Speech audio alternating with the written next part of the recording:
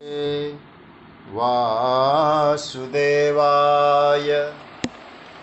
कृष्णाय वासुदेवाय हरये परमात्मने प्रणतः क्लेशनाशाय गोविन्दाय नमो नमः। नमः परमहंसास्वादितचरणकमलचिन्मकरन्दाय भक्तजनमानसनिवासाय श्रीरामचन्द्राय वागीशायस्य वदने लक्ष्मीर्यस्य च वक्षसि यस्यास्ते हृदये संवित् तं नृसिंहमहं भजे।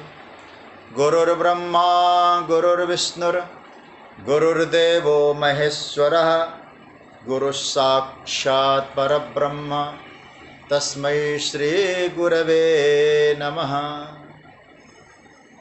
भगवत चरण कमलानुरागी सभी स्वाध्याय परिवार के आदरणीय श्रोताजन,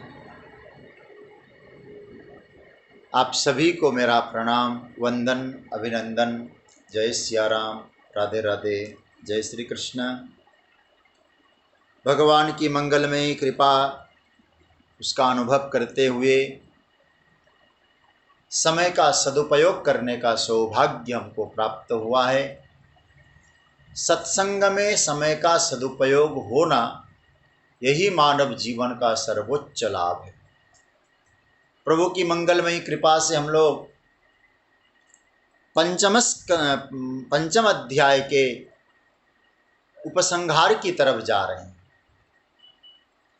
और 26वें श्लोक तक की चर्चा में हम लोगों ने ब्रह्म निर्वाण की अवस्था की भी चर्चा और उसमें कुछ लक्षणों के आधार पर ब्रह्म निर्वाण क्या है उस पर चर्चा हुई।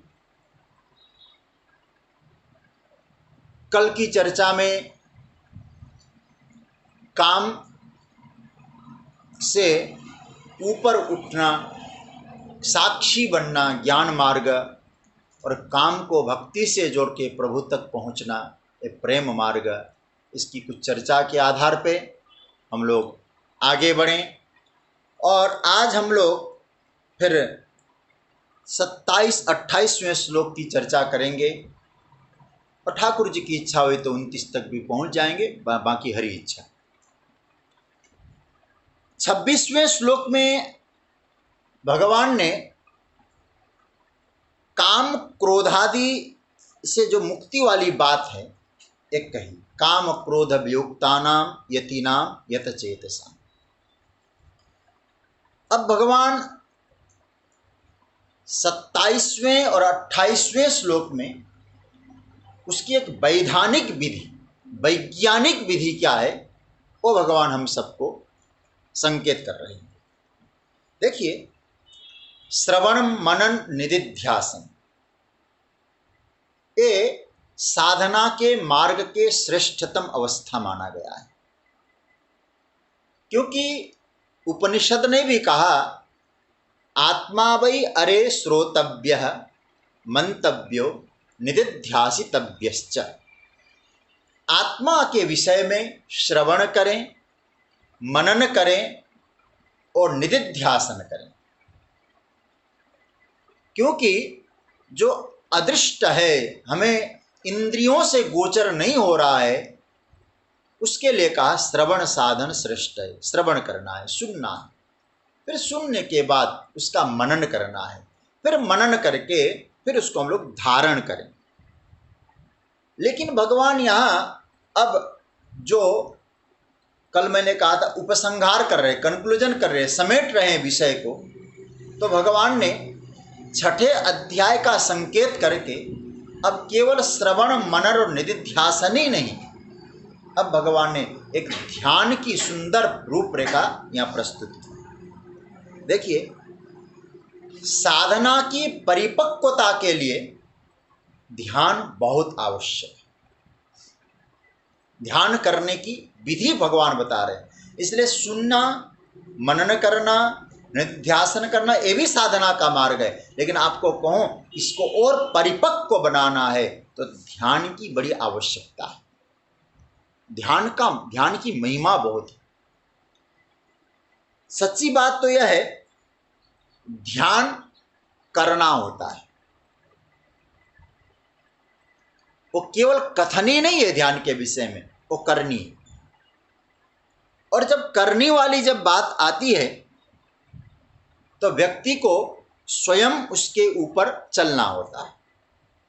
कैसे करना होता है, उसके लिए प्रयोग है।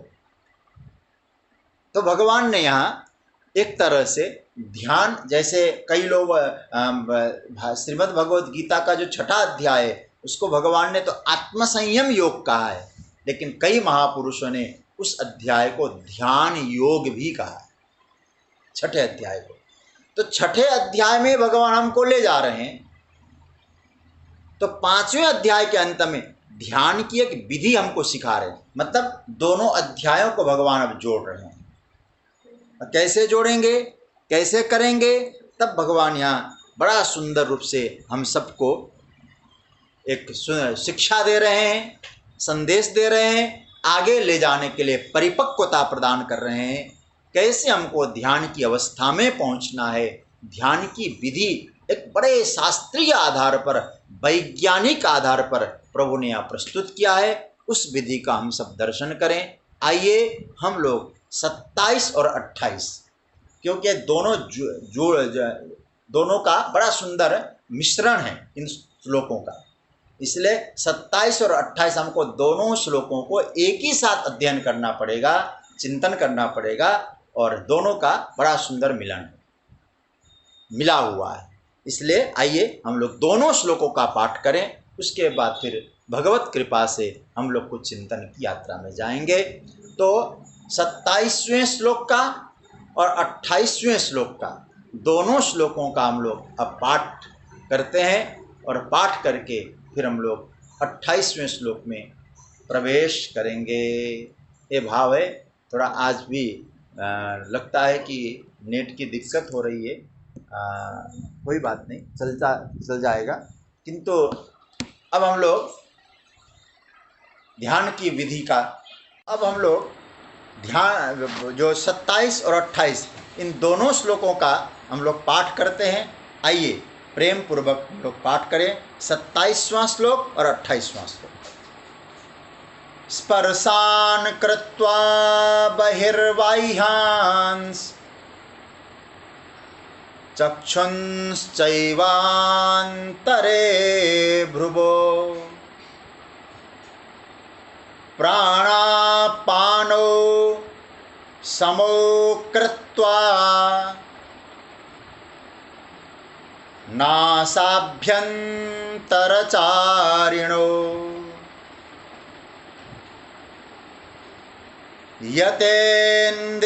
यतेन्द्रियमनोबुद्धिर्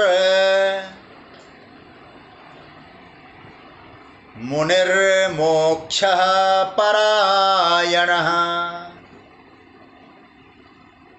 विगतेच्छा भयक्रोधो यः सदा मुक्त एव स। भगवान इन श्लोकों के आधार पे कह रहे हैं, बाह्यांश स्पर्शान बहि एव कृत्वा। इन दोनों श्लोकों में भगवान ने कहा, स्पर्शान कृत्वा बहिर्बाह्यांश चक्षुंश्चैवान्तरे भ्रुवो, बाह्यांश स्पर्शान बहि एव कृत्वा। बाहर के स्पर्शों को, स्पर्श मतलब शब्द, स्पर्श, रूप, रस और गंध, इनको बाहर करके, च मतलब और, चक्षु भ्रुवो अंतरे, चक्षु मतलब नेत्रों को दोनों भ्रिकुटियों के बीच में केंद्रित करके, बीच में रख करके, नासाभ्यंतरचारिणो प्राणापानो समोकृत्य, नासिका में चलने वाली जो वायु है, प्राण और अपान वायु है, निकलने वाली जो वायु है वो प्राण है, भीतर जाने वाली जो वायु है अपान है, उन दोनों को समान करके, यतेंद्रिय मनोबुद्धि मतलब इंद्रिय मन और बुद्धि को यत संयमित करने वाला, जीतने वाला, यह मोक्ष परायण मुनि ही, जो मोक्ष परायण मुनि है वो इच्छा भय और क्रोध से रहित है। विगतेच्छा भय क्रोध, यह वह क्या है, सदा मुक्त एव, वो हमेशा मुक्त होता है। तो भगवान इन ध्यान के माध्यम से कह रहे हैं कि साधक को मुक्ति की अवस्था तक पहुंचनी। अभी हम एक एक विषय की चर्चा करेंगे। ध्यान कैसे करना, ध्यान के लिए हमको क्या करना होगा, ये भगवान यहाँ अभी संकेत करेंगे। सबसे पहला सूत्र तो हमें ये समझना है, भगवान कहते हैं कि मुक्ति की अवस्था में पहुंचना है। यह मुक्ति का स्वरूप प्रभु ने बताया। ध्यान पूर्वक मुक्ति, जीवन रहते हुए मुक्ति, साध ले शरीर को, साध ले मन को, साध ले जीवन को, मुक्ति का आनंद शरीर रहते प्राप्त हो जाए। और सच्ची बात तो यह है, ये मानव का जो तन है प्रभु ने मुक्त होने के लिए दिया है। मुक्त हो सके हम, अपने आप को मुक्ति का अनुभव कर सके, उसकी अभी चर्चा करेंगे हम। और गीता का सौंदर्य यह है, इसमें कोई असंभव वाली बात नहीं है, हम कर सकते हैं, प्राप्त कर सकते हैं, इस बात को गीता ने कहा। और मुक्ति की धारणा, पहली बात तो आप सभी से निवेदन है, मृत्यु के बाद वाली मुक्ति, ये भ्रम को हटा दीजिए, इस धारणा को मिटा दीजिए। हमेशा अनुभव करें, मैं मुक्त हूँ, मैं मुक्त हूँ, अनुभूति करें, चिंतन करें, और ध्यान से ही संभव है। कैलाश पीठाधीश्वर, बहुत स्नेह प्राप्त हुआ था मुझे उनका, ब्रह्मलीन स्वामी श्री विद्यानंद सरस्वती जी महाराज जी। जब कभी कुछ संदेश देना होता था तो एक सुंदर भजन के कीर्तन के रूप में गवाया करते थे। धन्योहम प्रेम स्वरूपोहम, मुक्तोहम सच्चिदानंदोहम, ये कीर्तन गाते थे। धन्योहम प्रेम स्वरूपोहम, मुक्तोहम सच्चिदानंदोहम। अब ध्यान की प्रक्रिया में मुक्ति की अवस्था को पाने के लिए आपको ध्यान चाहिए। और ध्यान की प्रक्रिया में सर्वप्रथम भगवान ने जो सूत्र दिया है वो सूत्र समझने जैसा है। भगवान कहते हैं बाह्यांश परसान बहि एव कृत्वा। देखिए, बाहर की वस्तुओं को बाहर ही रखकर, स्पर्शान शब्द का प्रयोग, स्पर्शान मतलब विषय, बाहर के विषयों को बाहर ही रखो। ये तो बड़ा समझने जैसी बात है। देखो, अब हम लोग ये तो कह नहीं सकते कि भाई वो विषय हमारे भीतर है, भगवान कहते बाहर है। ये तो ऐसी बात हो गई, और घर के बाहर जो झाड़ू है ना, उसे घर के बाहर ही रहने दो। अरे भाई, ऑलरेडी बाहर है ही है, उसको कैसे हम भीतर कह रहे हैं कि बाहर रख दो। अच्छा, ये जूते जो बाहर है ना, ये बाहर ही रहने चाहिए, बाहर ही रहने दो। अरे भाई, बाहर हैं, रहने क्या दें। भगवान कहते हैं ये जो विषय हैं, स्पर्शान शब्द में बहुवचन है। जो भी कौन कौन से विषय, शब्द विषय, रूप विषय, स्पर्श विषय, रस विषय, शब्द विषय, शब्द स्पर्श रूप और गंध विषय, ये जो विषय है, इन विषयों को बाहर रखें। देखिए, फूल बाहर है, भोजन बाहर है, उनको बाहर कर, और यदि हम भोजन ले भी ले तो बाहर ही निकल जाएगा वो। और वेदांत ने एक सूत्र दिया है, परमात्मा तत्वों को छोड़कर जितनी भी विषय हैं वो सब बाहर विषय। परमात्मा तत्व ही भीतर का वो हमारा दिव्य विषय है। क्यों? स्वयं गोविंद कहते ईश्वर सर्वभूतानां हृदय से अर्जुन तिष्ठति। परमात्मा भीतर है, परमात्मा ही हमारा है, परमात्मा से अलावा जो कुछ है वो सब हमारा नहीं। हमारा कहने का अधिकार भी हमको नहीं है। तो भगवान यहां कह रहे हैं जो जहां है उसे वहीं रहने दो, वो बाहर है तो बाहर ही रहने दो। और याद रखिएगा, विषय जितने होते हैं सब बहिर्मुखी ऑलरेडी होते हैं, बहिर्वृत्ति वाले होते हैं, वे अंतर्वृत्ति हो ही नहीं सकते, हमारे हो ही नहीं सकते, हमारे भीतर रह भी नहीं सकते। लेकिन याद रखना, ये विषयों का दोष नहीं है, विषयों का स्वभाव है। कोई चीज हम उसे अपना लें, हम अपना नहीं पाएंगे तो संसार के विषय ऐसे हैं। तो मैं आपको पुनः कह दूं, ये विषयों का दोष नहीं है, विषयों की निंदा नहीं है, विषयों की तिरस्कार नहीं है, विषय तुच्छ है ये भी नहीं कहा है, क्योंकि जिसका जैसा स्वभाव है। बस हम अपना स्वभाव देखें, विषयों के स्वभाव में हम न जाएं, हम अपने स्वभाव को संभालें। क्योंकि विषयों के स्वभाव में चले गए खींचेंगे अपनी ओर, इतनी बलशाली हैं सब। तो कहने का तात्पर्य है, अब हमने बाहर क्यों रखें, बोले भीतर कैसे रखा है?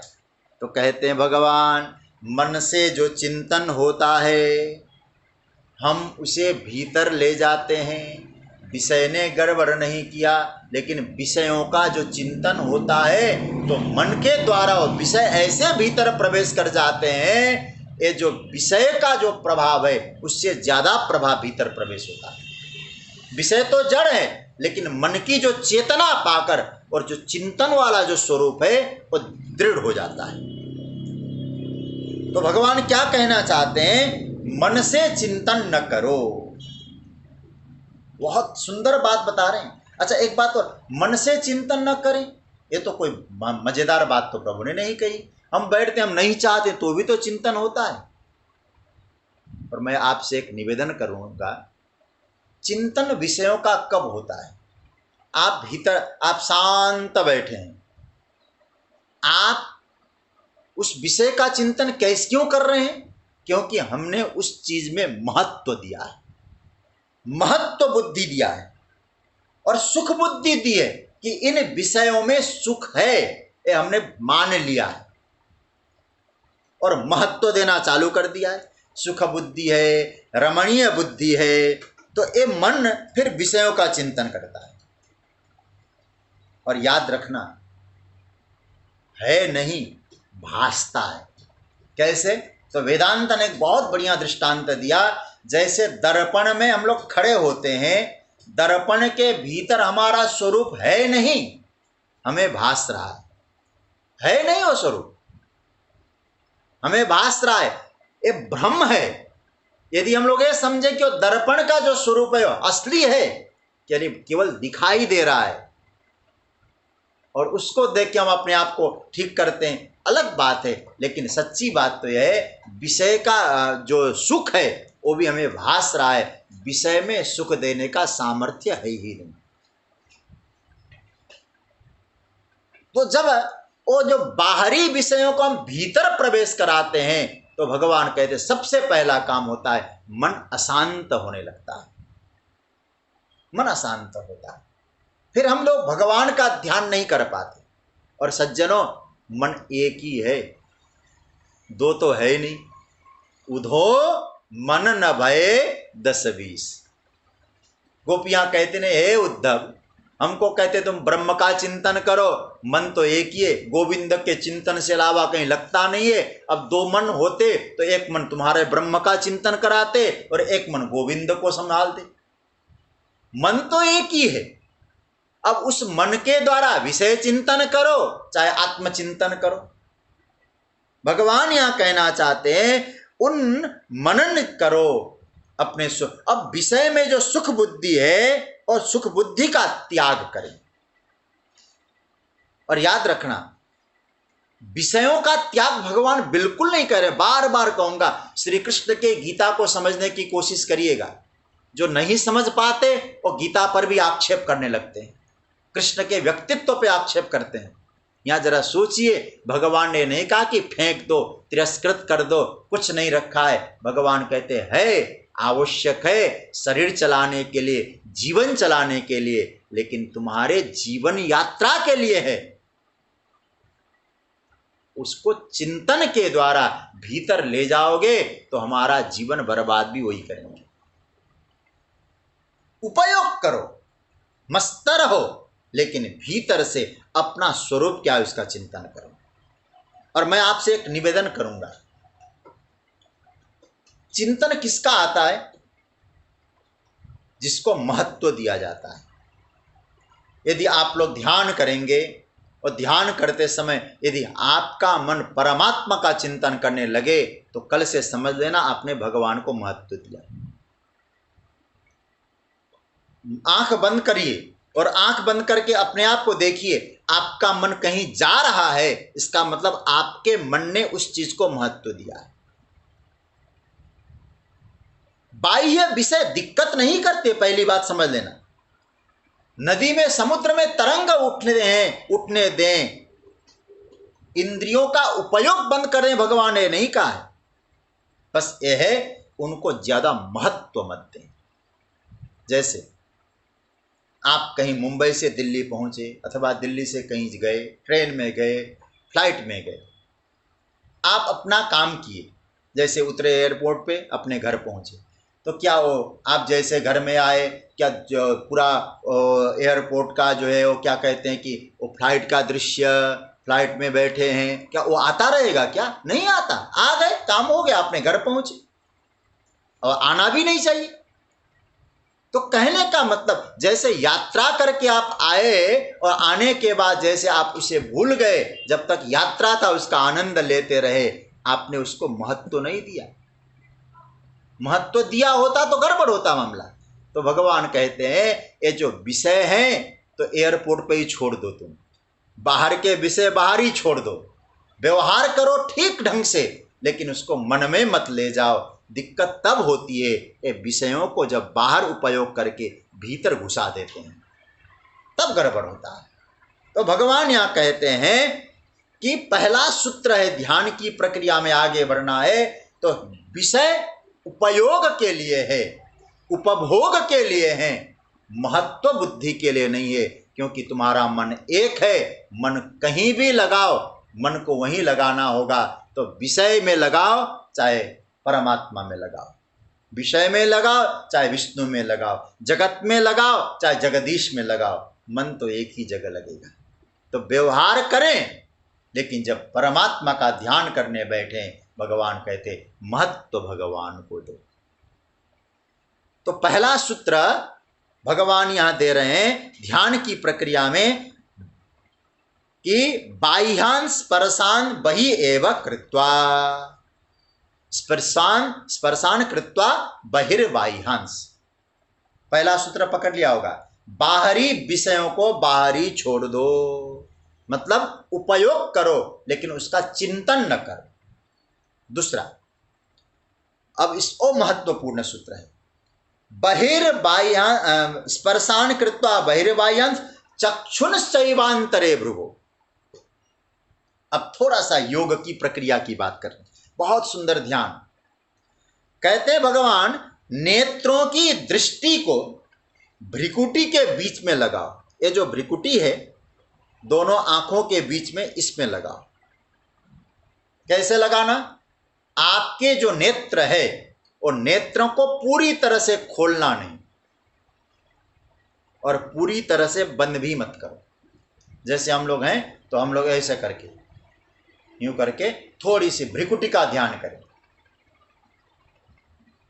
तो क्यों नहीं लग, अरे आंख बंद करने से आंख खोलने, साधना की प्रक्रिया है, साधन अवस्था की प्रक्रिया है। तो छठे अध्याय में साध्य की प्रक्रिया भगवान कहेंगे, लेकिन साधना में पहले अवस्था में क्या करना है, धीरे धीरे विषयों का उपयोग करके चिंतन भीतर मत ले आओ विषयों का। दूसरा, यहां दृष्टि, आंख बंद मत करो पूरी तरह से और आंख पूरी तरह से मत खोलो। इसका प्रैक्टिकल करना चाहिए। लेकिन देखिए, आप यदि आंख खोलेंगे तो जो दिखाई देता है उसको पकड़ेंगे आप। आंख खोल के बैठ गए और ध्यान करने, होता क्या है, भाई भैया चाय पिला देना, नमकीन ले आ, और आंख बंद करके बैठेंगे, या तो चिंतन होगा विषयों का। यदि विषयों के चिंतन में थोड़ा थके हुए होंगे तो कभी कभी निद्रा, आलस्य, प्रमाद ये सब आ जाएगा। इसलिए भगवान हम सबको साधना के प्रारंभिक अवस्था से आगे बढ़ा रहे हैं। शुरुआत में पूरी तरह से आंखें बंद मत करो, थोड़ी थोड़ी आंखों को खोल के यह भ्रिकुटी में ध्यान करो। योग शास्त्र में कहा गया है ये जो भ्रिकुटी है ना, इसमें एक चक्र है, उस चक्र का नाम है आज्ञा चक्र। इसके ऊपर यहां जो है सहस्त्रार चक्र है, उस आज्ञा चक्र के ऊपर सहस्त्रार चक्र होता है। भीतर जो चक्रों का विज्ञान है, मूलाधार, स्वादिष्टान, मणिपुर, अनाहत, विशुद्ध, आज्ञा और सहस्त्रार चक्र। तो यहां हमारा आज्ञा चक्र है द्विदल में, तो उसमें जो दृष्टि स्थिर हो जाए तो योग की भाषा में पुनरावृत्ति उसकी नहीं होगी। और स्पष्ट लिखा है इस पर योगीजन दृष्टि को स्थिर करते हैं, तृतीय नेत्र यहीं रहता है। और याद रखिएगा, दृष्टि को संभालें, ध्यान लगा लें। आज्ञा चक्र, अच्छा आज्ञा चक्र में क्या चीज होती है? तो कहते हैं आज्ञा चक्र में संकल्प शक्ति का केंद्र होता है। यदि हमें ध्यान के मार्ग में आगे बढ़ना है, आज्ञा चक्र सद गया, आपका जो संकल्प है वो संकल्प दृढ़ हो जाएगा। आपको ध्यान करना है, ध्यान दृढ़ हो जाएगा। बात समझ रहे होंगे? ध्यान की प्रक्रिया में सद गया मामला तो याद रखिएगा, आपको फिर संकल्प शक्ति दृढ़ हो जाए, अपने इंद्रियों को वहां से जो आप लोग छोटी गीता आपके पास है ना, तो 8वां अध्याय है, उसका 10 नंबर का श्लोक जरा खोलिए। 8वें अध्याय का 10वां श्लोक देखिए, क्या पुष्टि की है ठाकुर जी ने। भगवान कहते हैं योगी जनों की स्थिति क्या होती है, भक्तों की स्थिति क्या होती है। देखिए, प्रयाण काले मनसा चलेन भक्त्या युक्तो योग बलेन चैव भ्रुवोर मध्ये प्राणमावेश्य सम्यक सतम परम पुरुषमुपैति दिव्यम। अब यहां देखिए, प्रयाण काले मृत्यु के समय मनसा चले न, मन की अचल अवस्था के द्वारा भक्ति पूर्वक योग बल से, भक्ति से युक्त होकर योग बल के द्वारा क्या कहते हैं, भ्रुवोर मध्य, इन नासी दोनों नेत्रों के भ्रिकुटी में क्या करते हैं, प्राणमावेश्य, प्राणों को रखकर फिर प्राण त्याग देते हैं, फिर वो परम पुरुष परम तत्व की प्राप्ति कर देते हैं। भगवान यहां इसी बात को कहते हैं, आज्ञा चक्र को जागृत करो। हमारे चिंतकों ने बहुत बढ़िया बात कही। देखो आज्ञा चक्र में क्या होता है, बोले सूर्यमुखी का फूल होता है, सूर्यमुखी का जैसे फूल होता है ना, उसको उस प्रकार की उपमा दी। सज्जनों थोड़ा सा ध्यान देने जैसी बात है। सूर्यमुखी का पुष्प जब सूर्य उदय नहीं होता है तो सूर्यमुखी का जो पुष्प है वो मुरझाया हुआ जैसा लगेगा, आपने देखा ही होगा। और सूर्योदय होते ही वो खिल जाता है, बड़ा आनंद, देखने में भी अच्छा लगता है, खिला हुआ होता है। तो हमारे योगी जन कहते अपनी आज्ञा चक्र को ऐसे खिलाओ। कब होता है? सूर्योदय पर। सूर्योदय मतलब ये नेत्र, ये जो है ना, ये चंद्र और सूर्य है हमारे, ये नेत्र ही, तो इसके द्वारा यहां दृष्टि जाए। फिर ध्यान से समझना, आंखों की जो सूक्ष्म दृष्टि है जब यहां प्रवेश करे, आज्ञा चक्र में प्रवेश करे, तो आज्ञा चक्र में जो सूर्यमुखी का फूल जैसा मुरझाया हुआ था, आपकी दृष्टि पड़ते ही और ध्यान सद जाए तो आज्ञा चक्र जागृत हो जाता है। जागृत होते ही आप संकल्पवान बन जाएंगे। तो सूत्र दे रहा है भगवान ने, क्या करना होगा? आज्ञा चक्र को सक्रिय करना होगा ध्यान में। फिर कह दूं मैं, बाहर के विषयों को बाहर ही छोड़कर मन के द्वारा चिंतन बंद करके फिर अपनी दोनों नासिकाओं की दृष्टि को आज्ञा चक्र में स्थापित करके योगी जन, आज्ञा चक्र को स्थापित करिए तो आज्ञा चक्र खिला हो जाएगा, सुंदर हो जाएगा, प्रकट हो जाएगा। उस समय आप जो संकल्प प्रकट करेंगे आप उसका संकल्प पूरा हो जाएगा। मैं एक छोटी सी बात आपसे निवेदन करूंगा। मैंने जब ये श्लोक पढ़ा अपने गुरुदेव से, मैंने उनसे एक बात कही, महाराज जी ये संभव है क्या? क्योंकि हमारे पूज्य महाराज श्री, कई लोग जानते हैं, वो बड़े अच्छे योगी थे, चक्रों का भेदन, उनको तंत्र का बहुत अच्छा अनुभव था। तो उनसे मैंने पूछा तो उन्होंने क्या कहा कि योगी जन जो सच्चे रूप से वो लोग उन्होंने योग साधना की है, उन्होंने जो संकल्प की शक्ति जो प्राप्त की है आज्ञा चक्र के जागरण से प्राप्त की। उनके मन में जो भी संकल्प का उदय हो जाएगा परमात्मा पूरा कर देंगे, क्योंकि वो जो संकल्प लेंगे वो संकल्प शक्ति को प्राप्त करेंगे। तो भगवान पहला सूत्र फिर दोहरा रहा हूं, बाहरी विषयों को बाहरी छोड़ो, चिंतन न करो, उसके बाद अपनी दृष्टि को यहां रखो। दृष्टि का बड़ा महत्व होता है। अब उसके बाद तीसरा प्रकरण भगवान कह रहे हैं, नासाभ्यंतरचारिणो प्राणापानो समो कृत्वा। यह भी महत्वपूर्ण सूत्र है। भगवान ने कहा नासाभ्यंतरचारिणो प्राणापानो समो कृत्वा। नासा मतलब नासिका के, नाक के भीतर, अभ्यंतर मतलब भीतर, चारिणो विचरण करने वाले, चलने वाला क्या है? बोले वायु। चलने वाला जो पवन है उसको क्या है? बोले एक प्राण पवन है, एक अपान पवन। योग का ध्यान का मार्ग बता रहे, नासिका के भीतर में चलने वाला प्राण और अपान, प्राण वायु अपान वायु, और क्या है? बोले उनको समो कृत्वा, उसको समान बना लो, वायु को समान करो। जैसे देखो, मैं प्रारंभ में भी कहा हूं, निकलने वाली जो वायु है उसका नाम है प्राण, और भीतर जाने वाली जो वायु है वो है अपान। दोनों समान होना चाहिए। भीतर जाए, बाहर जो निकले वायु, प्राण वायु, यदि भीतर न जाए और भीतर जो जाए और बाहर न निकले तो क्या होगा फिर? क्योंकि प्राणापानो आना जाना चला रहे। और कहते हैं जब इन दोनों में बैलेंस ठीक नहीं बैठता है तो परिणाम आपका ध्यान ठीक नहीं होगा। समो कृत्वा। देखो, बाई जो नासिका है ना हमारी, ये जो बाई नासिका है, इसका नाम है ईड़ा नाड़ी, और जो दाहिनी नासिका है इसका नाम है योग मार्ग में पिंगला। तो ईड़ा और पिंगला, तो ईड़ा नाड़ी से आपने प्राणों को लिया तो पिंगला से छोड़ा, फिर आपने पिंगला से लिया, ईड़ा से छोड़ा। भगवान कह रहे हैं इन दोनों में समान हो। जब समान हो जाएगा तो फिर एक नया रूप प्रकट हो जाएगा, उसका नाम है सुषुम्ना। दोनों को समान करना, सुषुम्ना में पहुंचाना।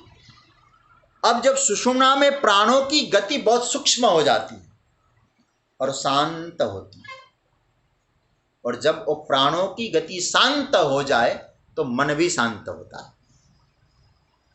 फिर समझ कह दूं, ये जो प्राण का है ना, एक बड़ा प्राण विज्ञान है, अलग से बराबर मामला है। प्राण शक्ति का बड़ा महत्व है। तो हमें क्या करना है? उसके लिए प्राणायाम का विधान। प्राणायाम की वो क्या कहा? केवल स्वास्थ्य के लिए नहीं है, याद रखना। शरीर ठीक बना रहे, कोलेस्ट्रॉल कंट्रोल में हो, इसीलिए योग नहीं है। इसके लिए क्या करना है? इनको समान करने की कोशिश करें।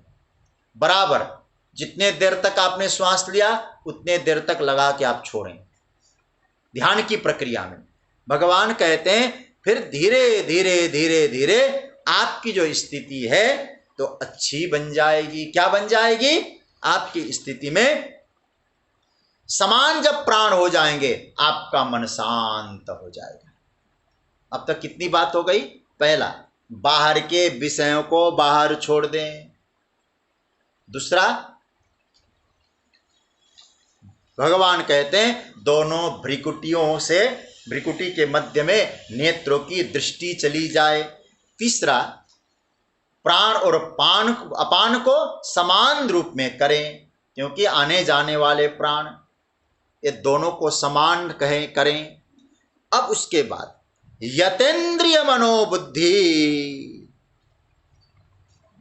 फिर आपको क्या करना है? 3 चीजें भगवान, मन, इंद्रिय, बुद्धि। यतेंद्रिय मनोबुद्धि, इंद्रिय, मन और बुद्धि कह रहे भगवान। बोले इनको क्या करना? इंद्रिय, मन और बुद्धि को समान करना, इसको संयमित करना, इसको निग्रह करना। देखिए, इंद्रियां विषयों में विचरण करती है, और जब विषयों में विचरण करती है और वो इंद्रियां इन्फॉर्मेशन देकर मन पर पहुंचाती है इंद्रियों के सुख दुख, मतलब केवल भ्रांत सुख दुख, तो फिर वहां मन चंचल होता है। बुद्धि निश्चयात्मिका नहीं होती। आप लोगों ने इतने दिन से गीता श्रवण की है ना, तो इंद्रियों ने बाहर की सूचना मन को दी, तो इंद्रियों की सूचना के आधार पर मन चंचल हुआ, बुद्धि अनिश्चय की स्थिति में पहुंच गई, तो फिर आपका ध्यान केंद्रित नहीं हुआ, साधना में बाधा उत्पन्न हो गई, बुद्धि अनिश्चय हुआ। अरे इतने दिन से साधना करे, मिला कुछ क्या फायदा है करने से? कुछ तो हुआ तो है नहीं, माला घिस गई, आज तक भगवान का अनुभव नहीं हुआ। ये अनिश्चय आता है। कब आता है? विषयों में भ्रांत सुख देखने से। ये हमारी स्थिति है। बहुत दिन तक ध्यान लगाते हैं तो हम लोग क्या कहते हैं? कुछ भी नहीं होता, क्या फायदा है, कुछ नहीं होता इससे। भगवान कहते नहीं, ध्यान दो। इंद्रियां, मन और बुद्धि ये महत्वपूर्ण विषय। यदि हम जो भगवान बता रहे हैं उस मार्ग से हम चलेंगे तो इंद्रियों को पहला काम है निर्विषय बनाओ। इंद्रियों को निर्विषय बनाने का मतलब आंख फोड़ दें, कान फोड़ दें, हाथ काट दें, जिह्वा काट दें? बोले नहीं, जो स्वाद लेना है ले लो, जो इंद्रियों से, आंखों से देखना है देखो, कानों से सुनना है सुनो, लेकिन इंद्रियों को निर्विषय बनाने का मतलब है इंद्रियों से इंद्रियों का काम करो, लेकिन इंद्रियों के द्वारा जो मन को जो सूचना जा रही है, इंद्रियों में है, इस मन इतना सुख मिल रहा है इन विषयों में, इस पर आपका नियंत्रण होना चाहिए। ये व्यर्थ भ्रांत सूचना मन तक न पहुंचाए। निर्विषय बनाने का मतलब इंद्रियों को निर्विषय। फिर इंद्रियां जब संयमित हो जाए तो तुरंत दूसरी घटना घटित हो जाएगी, मन अचंचल हो जाएगा। इंद्रियां मन को चंचल बनाती है, और आपने गीता के दूसरे अध्याय में भी सुना है, इंद्रियाणि प्रमाथिनी हरंति प्रसभम मनः। ऐसे प्रमाथी हो जाती है, मन को खींच लेती है। तो भगवान कहते पहला सूत्र, इंद्रियों को निर्विषय, मन को अचंचल और बुद्धि को निश्चय। इंद्रियों में निर्विषयता हो, मन में निश्चंचलता हो, चंचलता रहित हो मन, और बुद्धि निश्चय करने वाली निश्चयात्मिका बने। ये साधक है। बाधक क्या था? इंद्रियां विषय पे आकर्षण हो, मन चंचल हो, बुद्धि में अनिश्चय हो, ये साधना में बाधक हो। इंद्रियां निर्विषय हो, मन अचंचल हो और बुद्धि में निश्चय हो, ये साधना में साधक है। तो बाधक बनाना और साधक बनाना, भगवान कहते यतेंद्रिय मनोबुद्धि। फिर अभी थोड़ी देर पहले प्राणायाम की तो चर्चा हो गई। अब योग की आपको कुछ प्रक्रियाएं मालूम है ना, तो आगे थोड़ा सा बढ़ते हैं। देखिए प्राणायाम की चर्चा, क्योंकि नासाभ्यंतरचारिणो, भगवान ने कहा प्राणापानो समो कृत्वा। अब भगवान कह रहे हैं इंद्रियों को जीतना। हमारे आचार्यों ने इस पर टीका की है, बड़ा सुंदर भाव है यहाँ। देखिए अब क्या हुआ, इंद्रियों को निर्विषय बनाना, यतेंद्रिय संयमित करना, ये क्या है? बोले इसका नाम है प्रत्याहार। आचार्यों ने जो चिंतन किया, कहां तक पहुंचाना है? ध्यान तक। प्राणायाम की चर्चा हो गई, उसके बाद इंद्रियों को जीतना है प्रत्याहार। आप लोग जानते हैं ना, प्राणायाम से एक श्रेणी ऊपर, यम नियम आसन प्राणायाम, क्योंकि इंद्रियों को चिंतन न करना, ये यम नियम इत्यादि भगवान ने सब बताया। अब उसके बाद प्राणायाम की चर्चा की। अभी प्रभु कहते इंद्रियों को जीत लो, प्रत्याहार। प्राणायाम के बाद यम नियम आसन प्राणायाम प्रत्याहार। उसके बाद मन अचंचल हो और आपके वश में हो जाएगा, और मन को वश में होकर होना कराना यह धारणा है। इंद्रियों को जितना संयमित करना प्रत्याहार है, मन को अचंचल बना के अपने वश में करना यह धारणा है, और बुद्धि को अपने अधीन करना यह ध्यान। बुद्धि को निश्चय करके उस तत्व में ले जाना ये ध्यान। बुद्धि ने निश्चय कर लिया तो आप परमात्मा में प्रवेश करेंगे, तो ये ध्यान है। तो इसी का नाम है ध्यान योग। मानो भगवान इंफॉर्मेशन दे रहे हैं, बोले इसको समझ लो, मैं तुम्हें वही ले जाऊंगा ध्यान में। कैसे ध्यान करना है?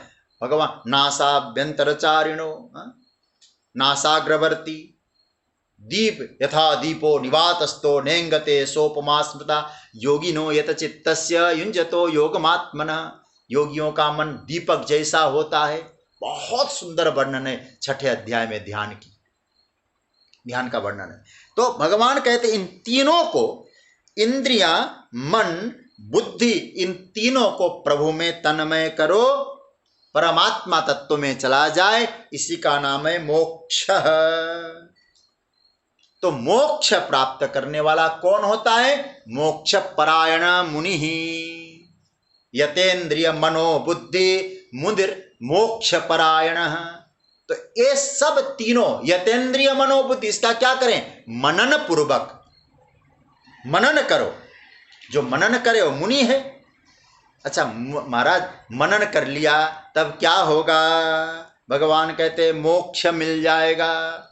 कहां से मिलेगा? हम वहीं जाएंगे।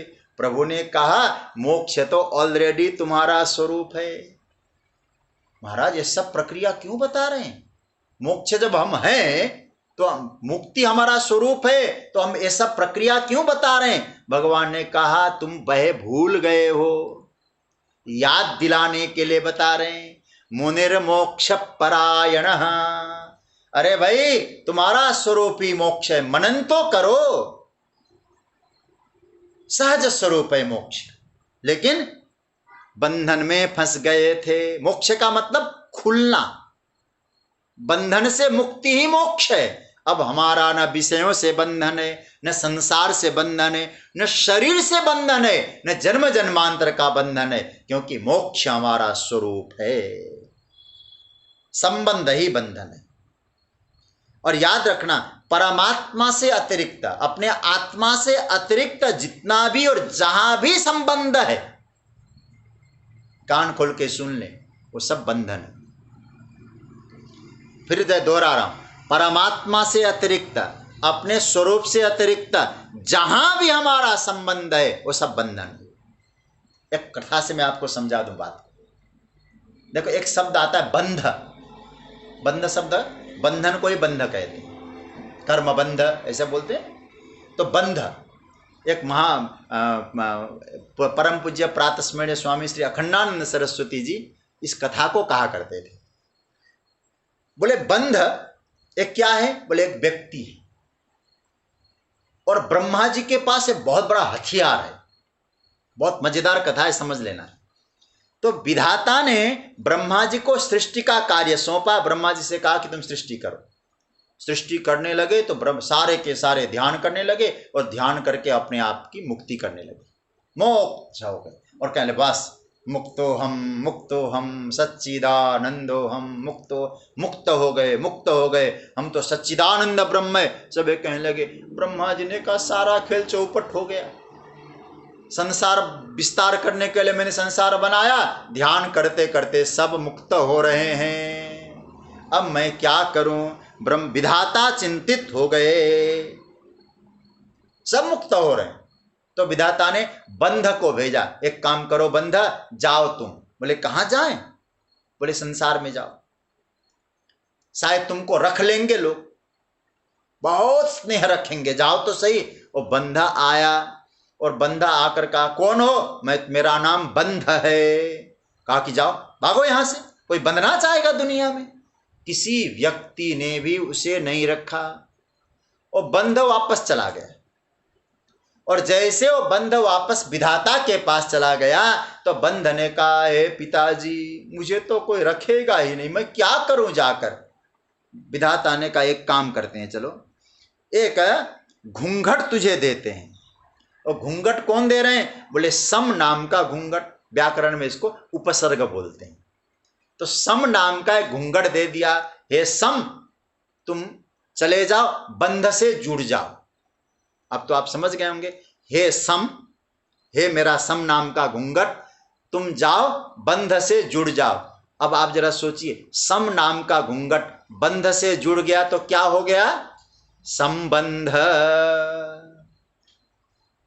अब जैसे संबंध हो गया, धीरे धीरे बड़ा प्यारा लगने लगा। सबने कहा तुम नहीं नहीं हमारे पास ही रहो तुम तो। अब व्यापक हो गया संबंध, ऐसा व्यापक हो गया कि महाराज विषयों से संबंध हो गया, परिवार से संबंध हो गया, वस्तुओं से संबंध हो गया, साथी सामान से संबंध हो गया, यात्रा में कोई मिले मोबाइल नंबर आदान प्रदान हो गया, वहां संबंध हो गया, दुकानदार से संबंध हो गया, विषय और व्यर्थ विषयों से भी संबंध हो गया। तब कहने का तात्पर्य हुआ, ऐसा जब संबंध निर्मित हो गया तो क्या हुआ? सबके सब बंध गए। ब्रह्मा जी कहने लगे मजा आ गया, अब तो सब एक दूसरे से बंध गए, अब हमारा काम सरल हो गया। तो याद रखना, ये संबंध ऐसा होता है, इसके कारण हम स्वरूप को भूल गए। संबंध स्वरूप को विस्मरण करा रहा है। इसलिए यहां भगवान कह रहे हैं संबंध को पहचानो, जानो, और जानने के बाद क्या होगा? तभी तुम समझ पाओगे ये संबंध न शाश्वत है, न रहने वाला है, न पहले था न बाद में रहेगा, बीच में मिला है, ये भी शाश्वत नहीं। बस संबंध में जो हमारा उत्तरदायित्व है ये पूरा करो, लेकिन ये भीतर से याद रखो, सम है साथ में बंध है। और संबंध का अर्थ जानते हैं? सम्यक प्रकारेण बंध ही संबंध है, अच्छी तरह से जो बांधे वो संबंध है। आप जरा देखिए हम कैसे बंधते हैं। अब हमारा बेटा पढ़ाई कर रहा है, और पढ़ाई करते समय बेटा बेटी पढ़ाई कर रहे हैं, उनका अपना कैरियर है, उन्होंने कुछ नंबर ला दिया तो हम बेचैन हो गए। पढ़ना उनको है और बेचैन हम हो गए, तो बंध गए कि नहीं? क्योंकि मेरा। और ऐसे कितने लोग होंगे जो कम नंबर ला के फेल भी हो गए, हमें दुख नहीं होता है। क्यों दुख हो गए? बोले उस हमारा संबंध है। याद रखना, बांधता व्यक्ति नहीं, संबंध है। संसार में जो सेवा करें, मैं कई बार उदाहरण देता हूं, हम रोज बैठ के आनंद लेते हैं, चाय पी रहे हैं, और चाय पीते पीते दो मित्र बात कर रहे हैं, वहां कोरोना से इतने लोग मर गए, हमको कोई दुख नहीं होता है। हाँ होता है, देश में ऐसी स्थिति आनी चाहिए, हमारा भोजन पानी चाय पीना बंद नहीं होता है, लेकिन हमारा भी कोई संबंधी चला जाए तो हम दुख होता है। तो बंधन कहाँ है? व्यवहार में जिसको हमने संबंध बांध दिया है वही हमको भी बांधता है। दिखाई तो नहीं देता है, लेकिन ऐसी सूक्ष्म रस्सी होती है संबंध की, वो हमें दिखाई भले ही न दे, वो बांध देता है। तो भगवान क्या कहते हैं? तुम्हारा स्वरूप क्या था? तुम्हारा स्वरूप तो था मोक्ष का, लेकिन बंध गए। और किसने बांधा? बोले जो दिखाई नहीं देता, बाहर संबंध है, भीतर रस्सी।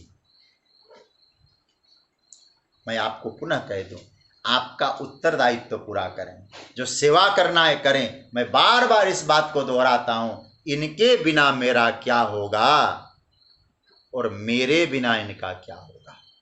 ये दो भाव त्याग दो, परिवार में फिर आनंद रहेगा। और बंधता ही दो ही कारण से, अहम से और मम से। अहम से मरे बंधेगा या मम? अहम का मतलब क्या है? मेरे बिना इनका क्या होगा, मुझे कुछ हो जाए तो इनका क्या होगा, अहम, इन्हें कुछ हो जाएगा तो मेरा क्या होगा, ये ममत्व। ये अहम और ममत्व ऐसी चीजें हैं हमें बांध देते हैं। तो हमारा जो सहज स्वरूप क्या है, सहज स्वरूप हमारा स्वयं का मोक्ष है, दिव्य स्वरूप है, सहज स्वरूप है। उस सहज स्वरूप को पाना है, दिव्य स्वरूप को पाना है। लेकिन जो बंधन है, उस बंधन को समझ लो उस स्वरूप तक पहुंचने नहीं दे रहा है। हम अपना स्वरूप भूल गए।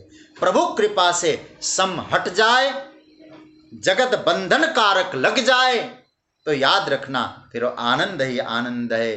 तो वह मुनि क्या होगा, भगवान कहते हो मोक्ष परायण जो मुनि है, सहज स्वरूप को जो पाता है, उसके अंतिम सूत्र में भगवान कहते हैं मुनिर मोक्ष परायण विगतेच्छा भय क्रोध। विगत इच्छा, भय और क्रोध, देखो तीन बातें फिर ठाकुर जी ने कही। और जो मोक्ष स्वरूप में पहुंच गया है, उसके जीवन में इच्छा, भय, क्रोध। अच्छा, इच्छा किसकी होती है, अप्राप्त की इच्छा होती है। ध्यान से आप लोग जानते ही, जो अभी है आपके पास उसकी इच्छा नहीं हो, तो है मेरे पास क्या चाहिए उसको, जो है नहीं उसकी इच्छा, अप्राप्ति की इच्छा। और प्राप्त हो जाए भय आ जाएगा। इच्छा क्या, बोले खोने का डर, खो न जाए। धन नहीं था, धन की इच्छा, आ गया धन, अब धन खोने का डर, लॉकर में रखें, तिजोरी में रखें, बैंक में रखें, ये डर ही तो है हमारा।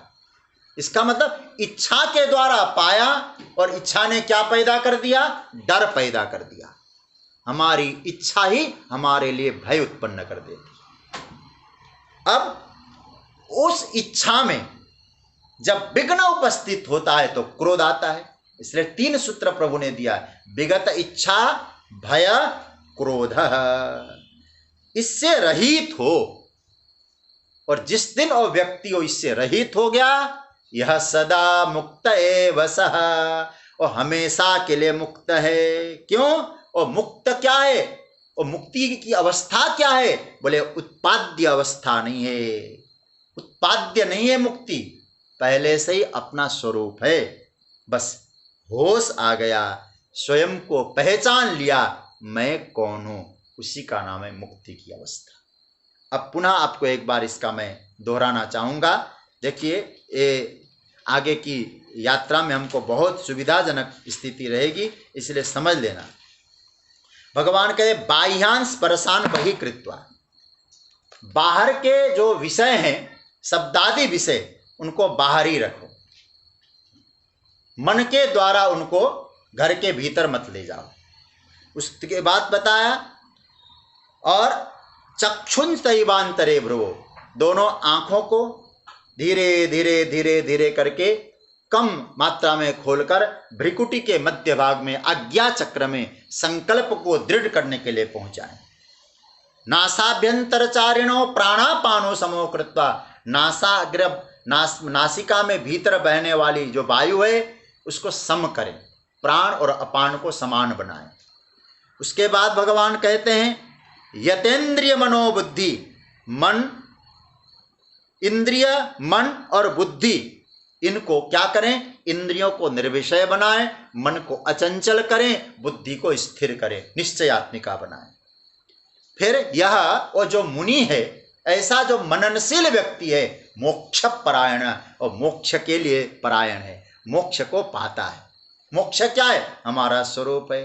मोक्ष परायण मुनि ही, जो मोक्ष परायण मुनि होता है उसका क्या होता है, विगत चला जाता है। क्या, इच्छा, भय, क्रोध, ये तीनों ही चले गए तो क्या होगा, वह सर्वदा से मुक्त है, वो मोक्ष की प्राप्ति करता है। इसका पूरा अर्थ क्या हुआ, बाह्यान स्पर्शान बहिकृत्वा, बाहरी विषयों को बाहरी छोड़कर, और उसके बाद कहते हैं कि नासाभ्यंतरचारिणो, नासिका में भ्रुवो, मतलब दोनों आज्ञा चक्र में अपने दृष्टि को रखकर नासिका में बहने वाले वायु को समान करके प्राण और अपान को, और इंद्रिय मन बुद्धि को जो संयमित करे, जीते, ऐसा जो मोक्ष परायण मुनि है उस इच्छा, भय और क्रोध से मुक्त होकर,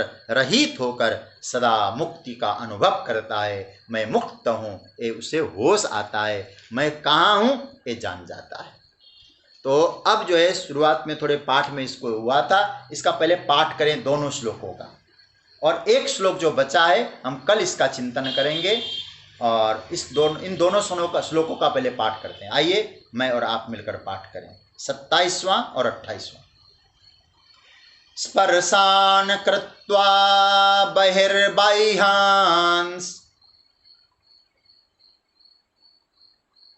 चक्षुश्चैवान्तरे भ्रुवो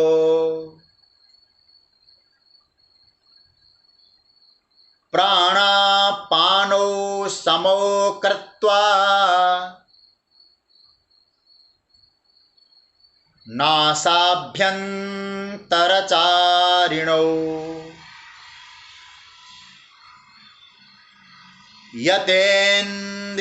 यतेन्द्रियमनोबुद्धिर्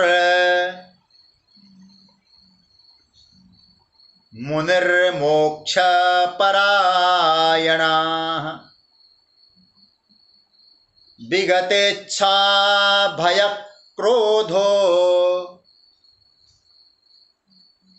यह सदा मुक्त एव सः। इस तरह से भगवान ने ध्यान का यह स्वरूप बताया। और कल हम लोग जो इसमें अंतिम श्लोक है 29वां श्लोक, इसका हम लोग चिंतन करेंगे। इसमें भी बड़ा सुंदर भाव दिया है। भोक्तारम यज्ञ तपसाम सर्वलोक महेश्वरम सुहृदम सर्वभूतानाम ज्ञात्वा माम शांति मृच्छति, ये प्रभु ने कहा है। तो आज हम लोग जो ध्यान की जो बात भगवान ने बताई है, इसका केवल आज सुन तो लिया, प्रयास करें, इसका अभ्यास करें। कभी एकांत में बैठें, मेरा मन परमात्मा से जुड़ जाए, इसका प्रैक्टिकल करें। और फिर आज्ञा चक्र में दृष्टि रखकर हम लोग प्राणायाम के माध्यम से हम अपने स्वरूप का चिंतन करें। मुक्त तो हम हैं ही, हमारा स्वरूप ही मुक्त स्वरूप है, लेकिन हम अपने स्वरूप को नहीं पहचान पाए, इसलिए बंधन लग रहा है। ये संबंध बंधन है, संबंध का उत्तरदायित्व तो हमको पूरा करना है। इनके बिना मेरा क्या होगा, मेरे बिना इनका क्या होगा, ये भ्रम नहीं रखना है। मेरा संबंध परमात्मा के साथ है, मैं परमात्मा का हूँ, परमात्मा मेरे हैं और परमात्मा के स्वरूप में मैं हूँ, ये हमें चिंतन करना है। अब एक श्लोक और इस पंचम अध्याय का है, कल हम लोग इस श्लोक पर भी चिंतन करेंगे और कल इसी श्लोक के साथ 5वां अध्याय भी विराम लेगा। आगे हरी इच्छा शायद फिर यात्रा आगे निरंतर चलती रहेगी। कल 5वां अध्याय विराम। आज की चर्चा को यहीं विराम दे रहे हैं।